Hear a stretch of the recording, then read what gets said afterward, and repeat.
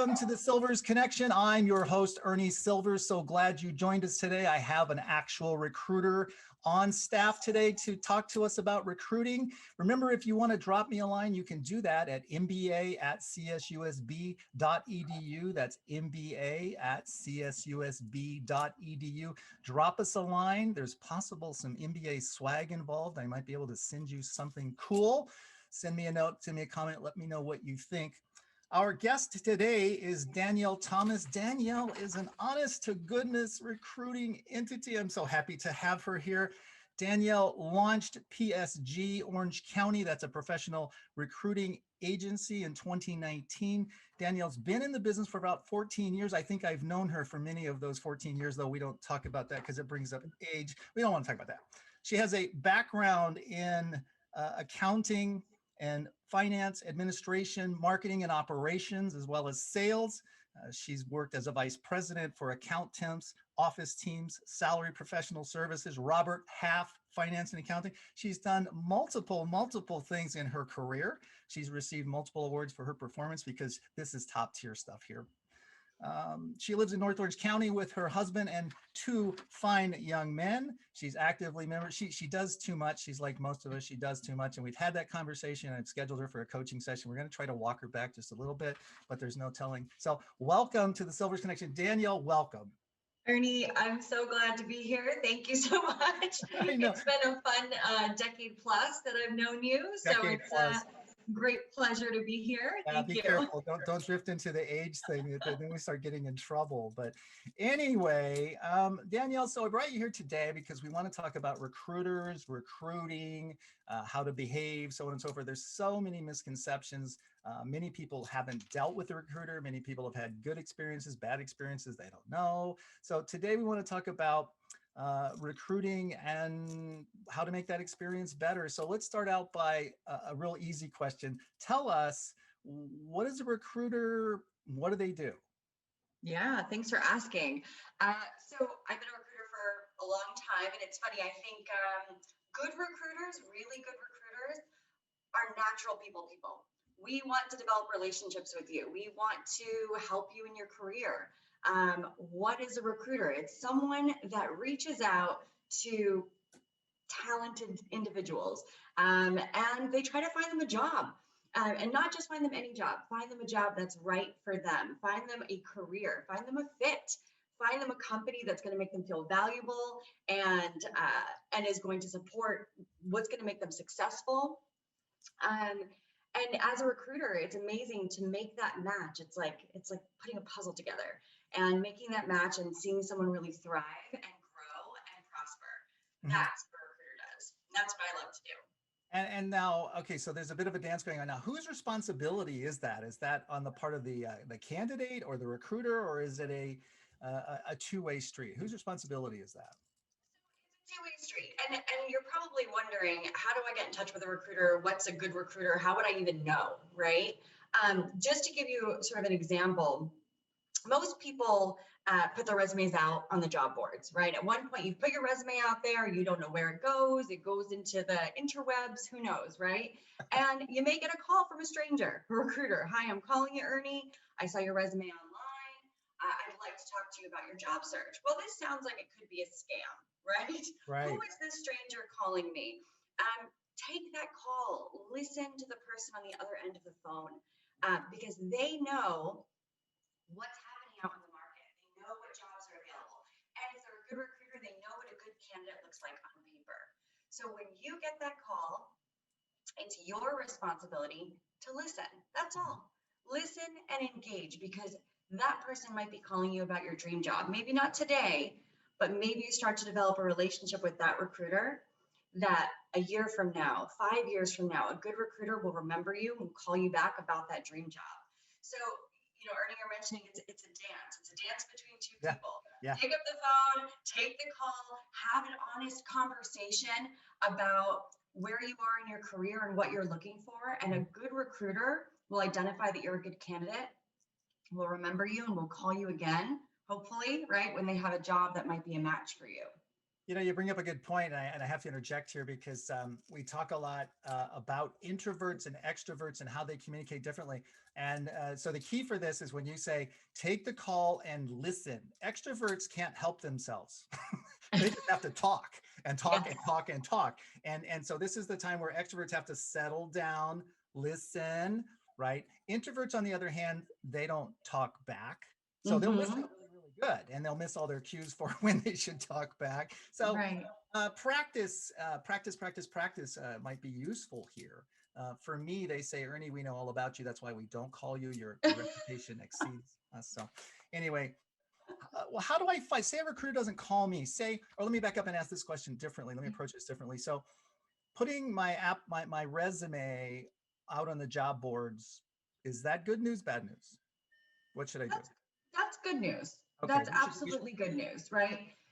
If you think about where we are as a society today, everything is networking, everything is online, is social. I wish there was more in-person networking again. I mean, COVID aside, but before that, we're still moving towards this online platform. So if you think about it, the more places you have your information, the better chance you're going to have of someone reaching out to you about a job. Mm-hmm. And we could have a whole side conversation about utilizing LinkedIn, and maybe that's for another day.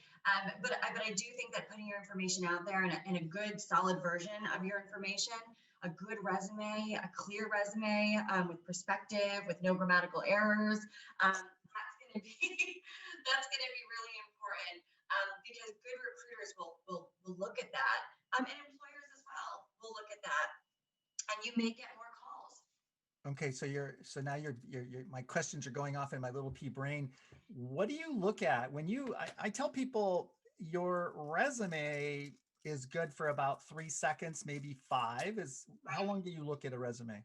I mean, just if you're looking at resumes, you're surfing resumes, how long do you look? I mean, seconds, literal Seconds. seconds. Okay, and this is what I do for a living, and I still am looking at it for a very short time period. So just a little bit of advice while we're on the resume topic.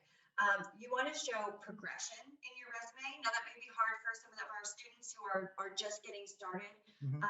but it's setting a clear message. So even if you don't have a lot of experience, it's clearly showing what you do have and where your interests lie. So I like chronological. You want to see the order of things. It Right. doesn't need to be fancy. Think about simple bullet points to show off what you've done or where your skills are. And any kind of time you can show some consistency that you've stuck with something, that's going to be really important as well. Like, all right, what's good consistency? And you're talking about how long you have been in a job, not a Correct. job hopper. Every 12 Correct. months I have a new position because I'm so talented. They just can't wait to let me go. So what's consistency when you look at that? And it's changed, I think, as the market changes Okay. and as the new professionals are coming up, it does change. But typically at least 2 years in a job is recommended. Okay. Because like you mentioned, Ernie, if you're every year, you can't complete a year on the job, I'm going to be asking the question of why, Oh yeah. right? Even if I Why is that? right, if I Right. could do, but I probably may not because there's got to be an obvious reason why you don't last more than 12 months.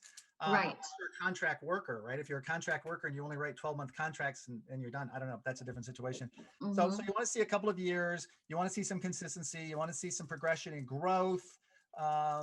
What causes you to stop and look at a resume longer? Okay, we got seconds. You got a flash, but what causes you to stop and go, whoa? Okay, let me look at this one. A few more seconds. Yeah. But I mean, and again, for me, I think everyone has their own sort of perspective, but for me, it really is simple. It is time on a job. It Okay. is progression in the job. So even if let's just say you're working at a fast food restaurant, if you start off as the janitor and you move into a cashiering role, and then you move into a assistant manager position, that's great. I don't care where you started from. We all start somewhere, right? Right. But Right. it's about where do you go from there. It Right. shows me that you're a hard worker. It shows me that you put in the time. And that's really important to me. So that's when I mentioned progression. That's Right. what I'm talking about. Don't be ashamed of where you started. We all start. Trust me, I used to mop floors in a deli for $2 an hour after school, and I got paid in snacks. So $2 an hour and a snack is what I got. Oh my goodness. But that taught me work ethic, right? And that's what, as what I'm looking for is work ethic. That, or, you're in school and maybe you hold a part-time job or you're in a club on the side. Okay. That's showing me that you can juggle multiple responsibilities. And as someone who's looking for a good employee, that's proof right there that you can handle a lot and that you're responsible. And I think most employers want a good, responsible employee who wants to work hard and wants to better themselves. Okay. That's all we're looking for. So So I'm definitely looking at that. you do make a bit of a judgment on the whole person based on how they've presented themselves on a resume. I mean, you have to. That's kind of Yeah, it's unfortunate, but that's the first thing that we get to see, right? right. But that's what we need to know, that, you're screened through paper. And if you can't make it through the paper process, I don't even want to talk to you. Yeah, I mean, it's very competitive. It's very competitive out there, Good which I'm resume sure our is job seekers know. paramount. Okay. So let's talk about a phone interview. And of course, here during the shutdowns, we have Zoom or a teleconference interview type thing. So that's easier. I don't have to bring you in. Do we do phone interviews anymore, or do you just put them up on Zoom? So a normal process for me and for my recruiting team would be I view you on paper. I make a decision whether or not to call. I call. Most times we get voicemail because let's be honest, nobody answers their phone anymore, right? I do. Um, If I see your name, I'll you answer. do take my calls, I Ernie. take Thank your you. call. I do. Uh, but that's the other thing, guys. If you're a job seeker, if you're hoping that a job calls you, pick up the phone when it's a number that you don't know, right? That's the other part is if I know someone's looking for a job, I want them to take my call. That shows me that they're eager. Yeah. So pick up the phone. And then normally I would have a kind of a quick just getting to know you discussion. I saw your resume. What kind of work are you looking for? What are you interested in? Here's a little bit about what I do. And if it seems like it could be a good match, then I would set up a follow-up call. Yeah, we used to be in person. I'd get to meet with someone in person and really get to know them. Now it tends to be more over video like this. Yeah. But then we would set up a more thorough time to talk. All right, let me ask you a question, because these are my pet peeves. When I do, I've been doing my own interview recruiting sort of thing over the last years. Also, when I don't go through professionals like yourself, because if you're a do-it-yourselfer like me, Yeah. right? But if you really want a professional, call Danielle. So something that annoys me is how someone answers the phone.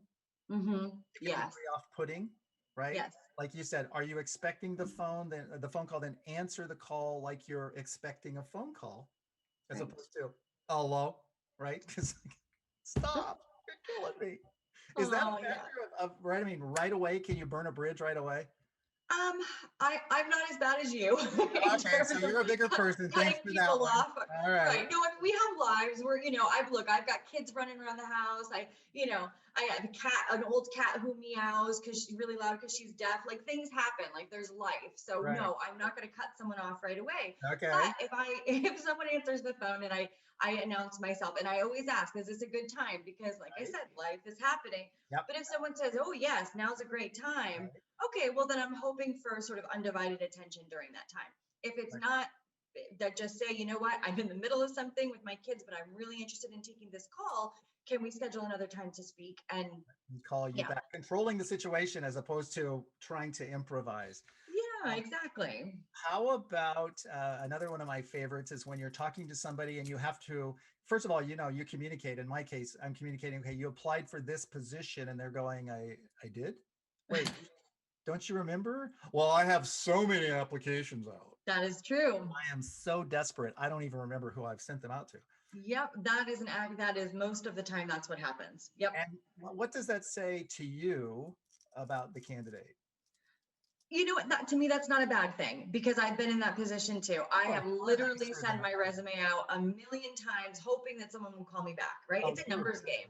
Yeah. You're fishing. You're just throwing the line out. Ladies and gentlemen, you want to talk to Danielle and not Ernie, because she's far more lenient than I am. I am on the get-go. I mean, being a job seeker is hard. And I think especially nowadays where, I mean, you and I came from a different generation, not to, again, Right. highlight our age, but you had a classified ad, or you could walk into somewhere that said applicant, right? We're hiring, and you could make that connection right off the bat. And so now you are literally one of thousands potentially applying for a job. So you do have to keep putting your information out there, but that's where a recruiter comes in. That's where I say, hey, take that recruiter's call, because what we do is we work with companies in the market that are hiring, and we know who's hiring. And so if a recruiter calls you, guess what? They're doing a lot of that job for you. We are picking up the phone. So if I meet Ernie, I meet you, I think you are a fabulous candidate, right? We've really hit it off. I think you've got a great skill set. I know what you're driven to do. I know what your goals are. We talk about our family. I know what's important to you. You've got kids. You want to have work-life balance. So I have all of this great information that on paper you can't see. Right. And what a good recruiter does, what I do, is I pick up the phone and I call companies that are by your house, that are in your commutable radius. And I say, I've got this amazing candidate, Ernie. Let me tell you about him. Let me tell you about all the things that you're not going to see on this resume. And I encourage them to meet you. So you're actually working for the candidate. You're now the marketing entity for this product called Candidate. My job is to find that candidate a job based on what I know about them. So that's where that communication between us, that dance that we mentioned at the beginning, is so important. Be honest with your recruiter. Tell them what's important to you. And if they're a good recruiter, they'll be honest with you and tell you whether or not that's possible based on your background, based on your expectations. Right. But it's having a free resource in your pocket who's going to go out there and make calls on your behalf to help you find your dream job. So why would you not engage? Why would you not take that call? I don't, have I sent you my resume yet? I don't know. All right. So you caused me to go in another direction here. So the free resource to help you find a job, how is a recruiter different than a headhunter?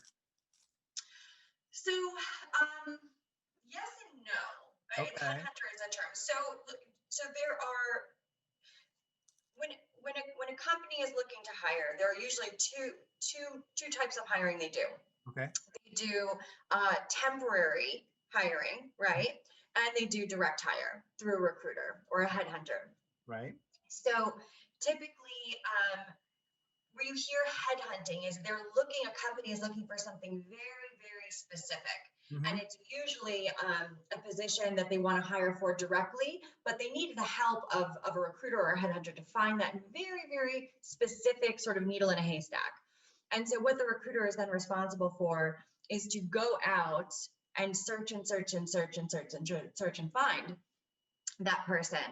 A general recruiter is someone who could fill more of the temporary roles. So that might be somebody who is looking at someone who's unemployed and trying to give them a job immediately, one that is temporary or possibly temp to hire. Right. So they both do the same function. I think headhunter has more of a connotation of going out and finding the needle in the haystack. Well, I think that going with, sometimes companies don't want to do the work. They're looking usually for upper level positions, vice presidents, senior managers, C-level positions, where they retain a recruiting entity to go find us this specific entity. Somebody who knows this general qualification. So the headhunter, as I see it, is retained by a company. The recruiter can be either way, but typically tends to represent the employee first as opposed to the companies. How do we're finally getting around to, we've talked about this, so you get me on tangents. I can't. Sorry. I get excited. Oh my gosh, I can't help myself here. So, all right, I'm looking for a job. I'm unhappy. I just want to leave my employer. I hate my employer. I want to leave. Oh my God, I'm worth more money. They don't pay me. They don't respect me. Blah, blah, blah, blah, blah. How do I find a recruiter? Do I look online? Do I pull out? How do I find you? Well, not you. How do I find a recruiter? Yeah. So there are a million recruiting firms out there. There's big ones, there's small ones. Yelp is always good, honestly. Yelp? But I'm not looking for a restaurant. Well, it's an option, but honestly, most people have engaged with a recruiter at some point. So I always say, ask for a referral first. Talk to people that you trust.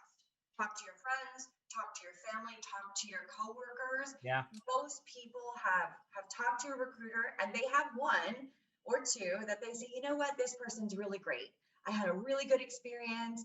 They found me this job, or maybe they didn't find a job, but they helped or gave great advice. So Right. I would start in your inner circle first and ask for a referral. That's excellent advice. I like that. Where I, on the other hand, people come to me and say, "How do I find a recruiter?" And then I have to size up the candidate. And go, who do I want to dump you off on? And when I'm sending you candidates, because of our relationship, Yeah. I'm trying to vet to give you somebody that is quality that you would want to represent, and not cause us both to go, "What the heck was I thinking?" Um, so I approach a recruiter. What's the best way to approach? Do I call you up? Do I send you an email? Do I just dump my resume on your table and you're just going to go, "Oh my God, thank God you're here"? Does that, I mean, do you do that? I mean, how do I come? I have the old school mentality that I like a phone call and an email, right? I want both. Don't be afraid. I think nowadays people, everything is digital. We send a text, we send an email. But this is about building a relationship. Pick up the phone. Always pick up the phone. Talk Doesn't to mean yeah, pick up the phone. No, I'm on the phone all day. I'm in meetings, so I may not answer. So that's where, if you have my email address, send the email. Danielle, I left you a message. Here's my resume. I'm really interested in speaking with you about my job search. To me, that double follow up is really important, and I think that applies in life anyway, right? right. You want to send a message, you want to follow it up with a call, or it's just showing the initiative. It's showing that you're a great communicator. All of these things that we're looking for anyway when we're looking to employ someone. So that would be my recommendation. So candidates need to remember that they are now in the sales and marketing entity of Brand U. The email is important, that it's written. It doesn't have to be a novella per se, but it has to be written well, succinct, and to the point, grammatically correct, all that. Also, leaving a phone voicemail, and I'm sure you've received some real doozies. But again, this is the marketing part where you are pitching a product called you to the Correct. recruiter. You want this entity to go, "Oh my God, that person sounded great on the phone. I should call them back." Right? Absolutely. Yeah. Absolutely. That's right. Yeah. Okay. And I mean, when you're thinking about it too, this is all practice. Every conversation that you have with a recruiter is practice for when you're interviewing for a job. And let's be honest, interviews are nerve wracking, right? You have to get out there. You don't know what's going to be asked of you. So, you can use all of these as practice runs for when you're actually going out and interviewing. Okay. And I'm always of the mind that if you need extra help, that practice with me, we can role play it. A good recruiter is here to guide you through that process and ultimately help you get the job, whether it's a job we find for you or a job you find on your own. A good recruiter will help prepare you either way. Okay. So now, how do I speak to the recruiter? Because we're not buds. I don't know you. And of course, I always approach things differently. So, Yeah. um, how should people, I mean, with respect, of course, With respect, of course. we don't know each other, right? So I can't Right. talk to you like you're my pal because we don't even know each other, for crying out loud.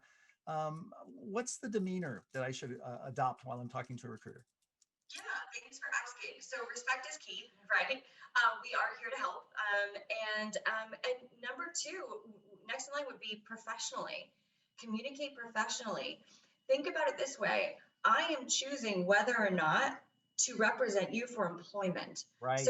so you want to speak to your recruiter as if they are your employer, Right. because we are essentially. You're going to If be. you appear unemployable, you will not hear from us again. You will not, we will not be making calls on your behalf. So it's so important to understand the role of the recruiter is that of your employer. Right. Right. And so, what happens a lot of times when I get into interviews, and I'm pretty casual, I'm pretty easygoing. Right. I really like to get to know people, and not just what's on the resume, but to really represent you well, I need to know you. Hmm. But sometimes with that casual nature and people's not understanding the job of a recruiter, they'll tell you some really strange things.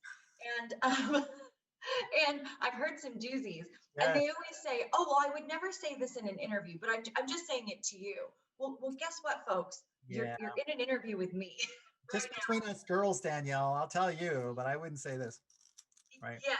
So just bear in mind that how you approach your recruiter is very telling of how you would approach a professional interviewer at a company.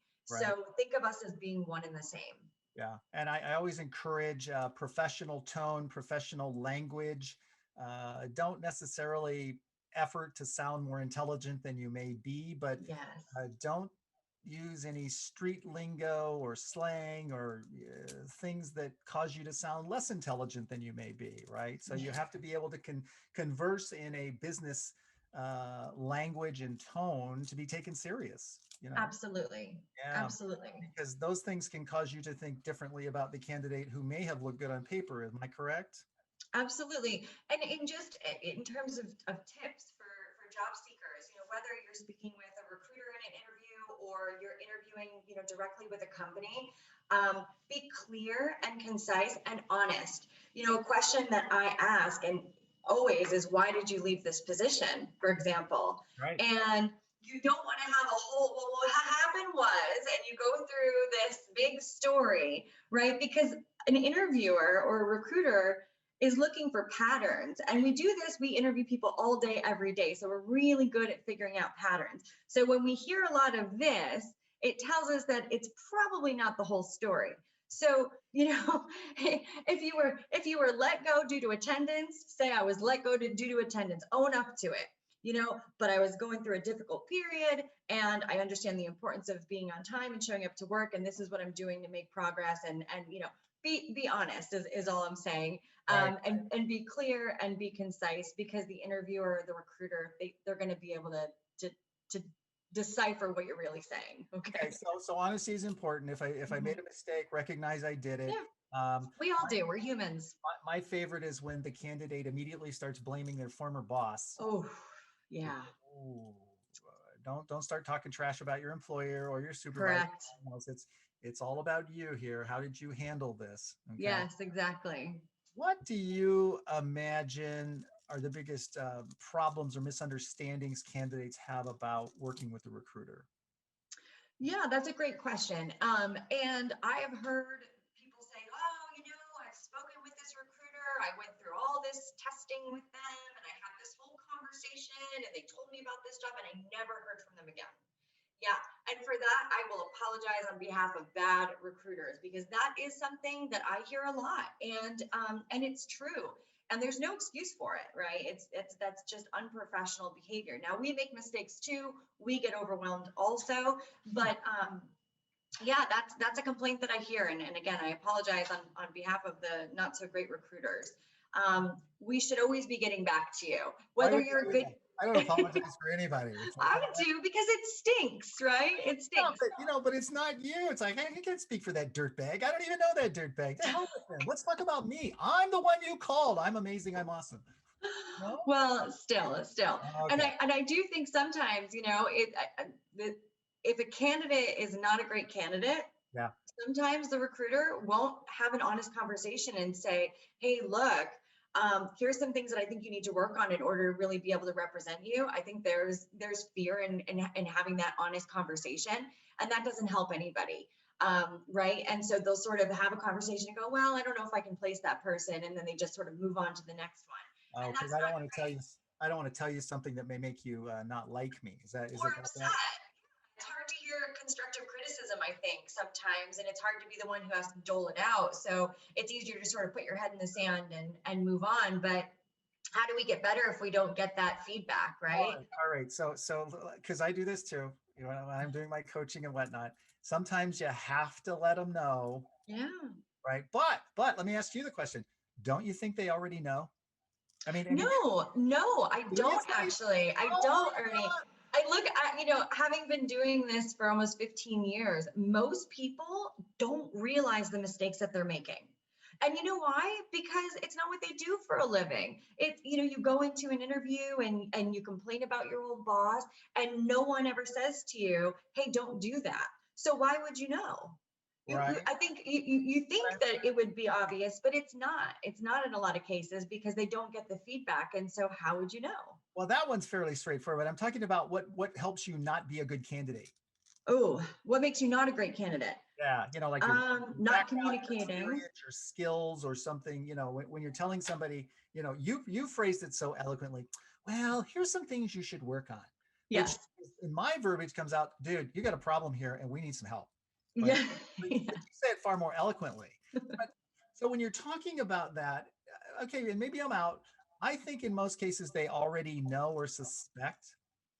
So delivery and how you present it, which you would do much better than I, but how you deliver the information Hmm. to them, hey, here's some areas you might want to work on, right? But here's what I've learned too is giving someone that little extra attention and that feedback also shows you the best candidates in a lot of cases, Mhm. because a lot of people are just diamonds in the rough, right? And I think I was one of those to start off. I think I was rough around the edges. I had some good qualities, but maybe wasn't the best interviewer. And to have people say, hey, listen, this is something that you kind of have to look at, or you kind of have to work on. It helps. It really does help. And sometimes you're able to uncover some really great candidates that just didn't know any better. And you provide that feedback, and it tells a lot about someone if they get mad and they storm off and this stupid recruiter doesn't know anything, right? Or they listen and they say, you know what, let me try it differently next time. And it helps them, and they're able to get a great job, and then they start this great career. And as a recruiter, seeing someone develop professionally like that and get better opportunities because of it is what makes the job so rewarding and so fulfilling. So a great recruiter will stop for a minute and Mhm. have that hard conversation with the person that they're talking to. And so you, the job seeker, right, be appreciative of that and listen, because for someone to spend the extra time to try to better you is really shows you who you're working with. And if I start crying on the phone, is that good?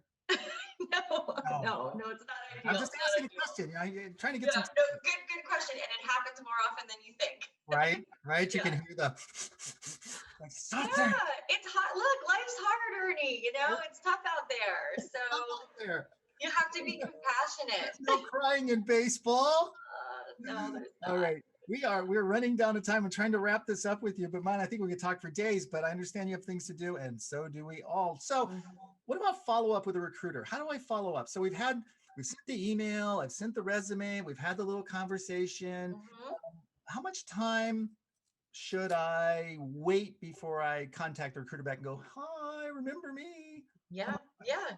I would give it about a week. So number one, whatever your recruiter asks you for, professional references, that's usually something that we request, right? We have a meeting and then we say, give me two supervisors that I can contact. If you don't follow up with that basic information, you're probably not going to get a lot of follow up from your recruiter. Why? Because it shows us that you can't follow simple directions. So we may have a great conversation, but if we ask you for something, it's Right? part of our process, because the companies we work with expect that we're doing our due diligence. So if a recruiter asks you for something, get it to them. If you Okay. don't get it to them and you're wondering why you haven't heard from us, that's probably why.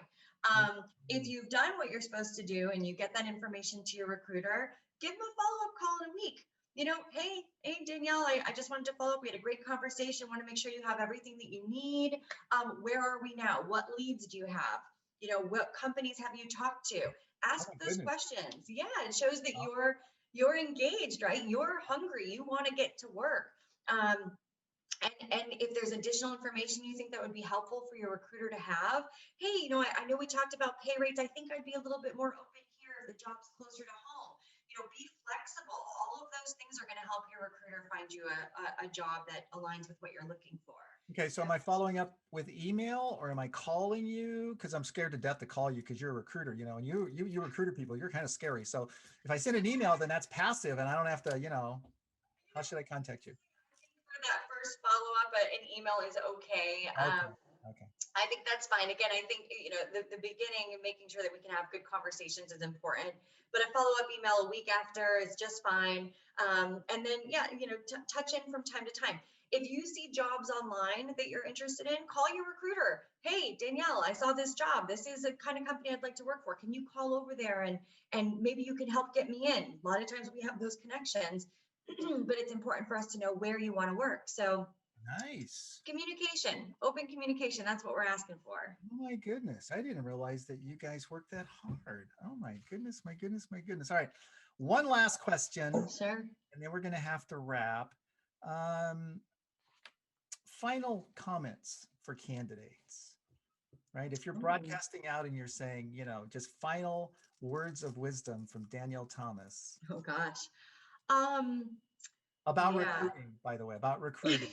Oh, not just in general. You don't Not just just want in to know what general. my No, philosophies no, are of no life. wife, Okay. no children. Okay. No. Not the Like over. eat healthy, get lots of Yeah, gut. No.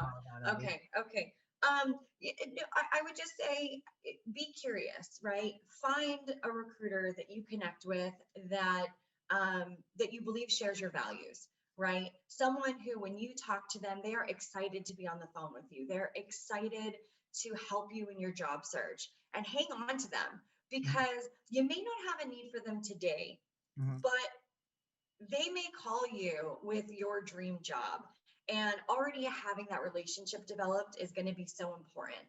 um, because you never know when you might get that call, and you never know when you might be angry at your boss, or you just found out something was happening in your life and it just made you want to make a change. So Ah, having that resource mhm. ready to go is so important. So I would just say be open, and have those conversations, and stay in touch, because you could develop really, really, really strong relationships that help you in life in ways that are unexpected. So Exactly.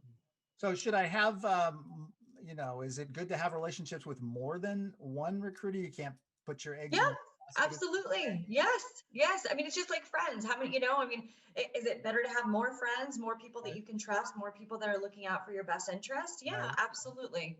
Perfect. That's amazing. You are the best. If folks want to get a hold of you, are they allowed to contact you? Because Oh, yeah, please, please do. I am how do on they get a hold of LinkedIn. you? Oh, LinkedIn, huh?